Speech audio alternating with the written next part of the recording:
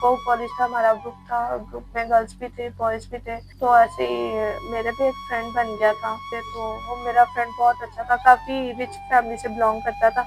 उसने मुझे अच्छा मतलब मेरा एक लाइफ़स्टाइल चेंज करने वाला वही था।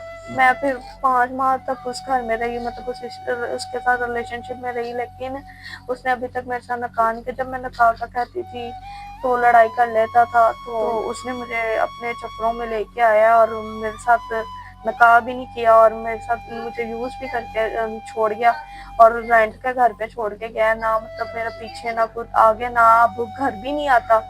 बहुत ज़्यादती करता था मेरे साथ। तो सारा अब स्टडी भी मेरी छूट गई, सब कुछ मतलब ख़त्म हो गया। मामा-पापा पास भी नहीं जा सकती क्योंकि अब मैं क्या मुँह लेके जाऊँगी? उनको तो यही है कि शायद इसने निकाह कर लिया, लेकिन मेरे साथ ऐसा कुछ भी नहीं हुआ। मैंने यही सोचा कि अगर कोई मेरी स्टडी करवा देगा जॉइन और मेरे सारे ये कर्ज़े वग़ैरह उतार देता है, तो मैं इंशाल्लाह उसके साथ निकाह कर लूँगी।